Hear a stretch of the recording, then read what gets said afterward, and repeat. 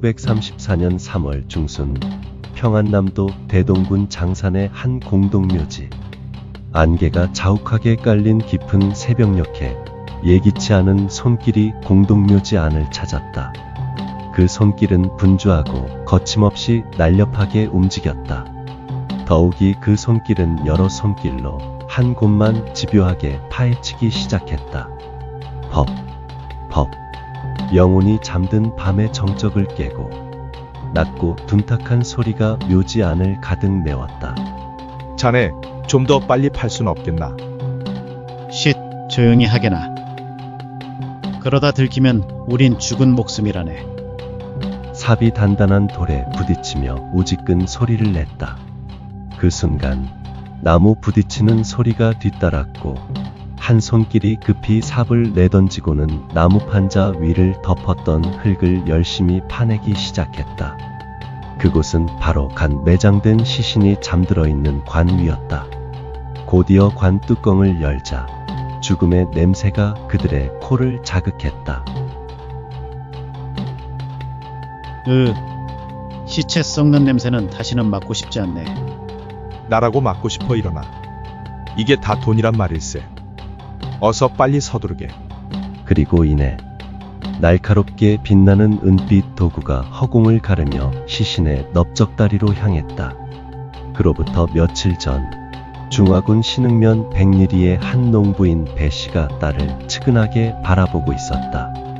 그 아이는 6살로 배씨의 유일한 무남동녀였다.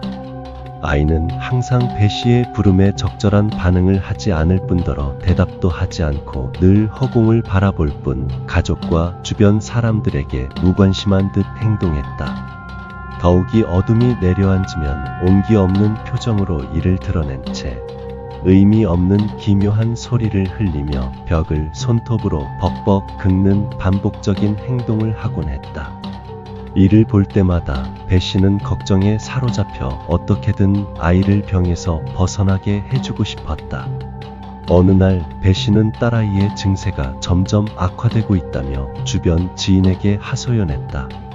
이를 잠자코 듣고 있던 지인은 주위를 살피더니 누가 들을세라 조심스레 낮은 목소리로 말했다.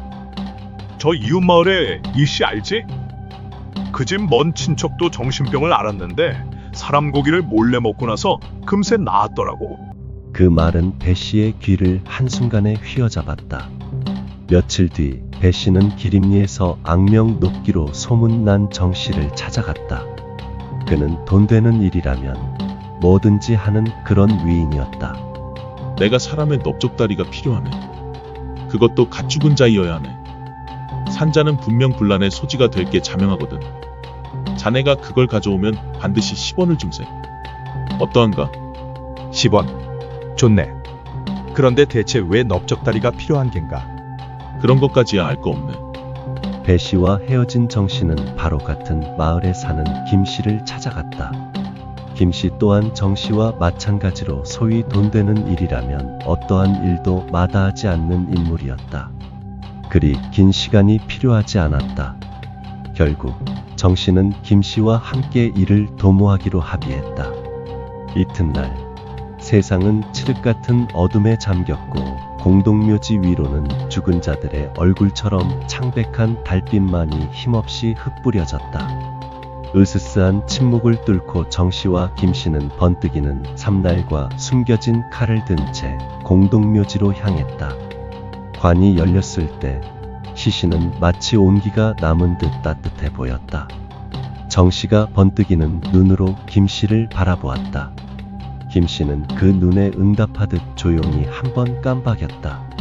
이윽고 정씨가 높이 치켜든 은빛 도구를 시신의 넓적다리로 향해 거침없이 내리꽂는 순간 어디선가 숨조차 넘기지 못하는 소리가 들렸다. 자네, 무슨 소리 안 들리는가? 무슨 소리가 들렸다는 겐가? 자네 미쳤나? 시간이 길어지면 금방 들키고 말게야. 얼른 서두르게. 잠시 후 일을 마친 정씨와 김씨는 가지고 온 도구를 남겨둔 채로 그곳을 급히 떠났다.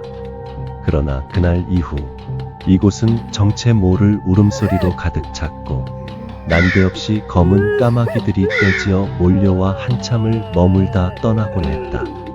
그러던 어느 날 배씨의 집에서 고기 끓는 냄새와 코를 찌르는 듯한 역한 냄새가 풍겨 나왔다.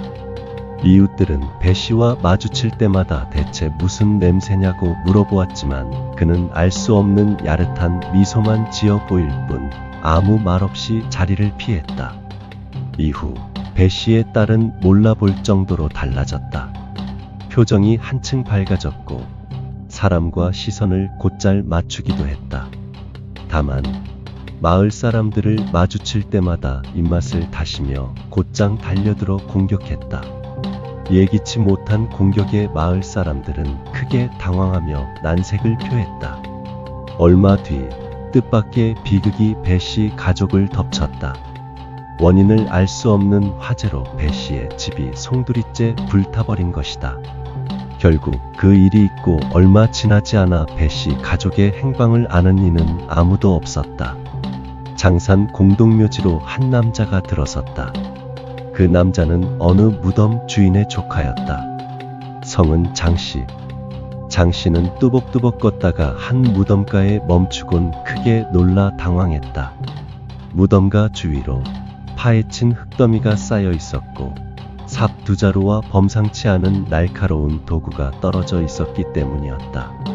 그는 신고하러 곧장 대동경찰서로 갔다. 사건을 접수한 경찰은 수사에 착수했고 곧바로 정씨와 김씨가 체포되었다. 그들의 자백으로 배후에 배씨가 있었고 비로소 사건의 전말이 온 세상에 드러났다. 그러나 아직도 배씨의 행방은 오리무중이었다.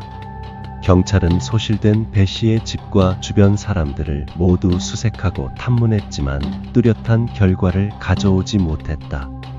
과연 배씨와 그의 딸은 살아있는 것일까? 살아있다면 어디로 간 것일까? 그리고 그 딸은 온전히 치유되었을까? 더욱이 그들에게 덮친 화인은 무엇이었을까? 혹여 스스로 방화한 것은 아닐까? 또한 그 당시 사람들의 비이성적 행위의 원인은 어디에서 온 것일까? 그런 비이성적 행위의 믿음이 과연 온당하다고 생각은 했을까?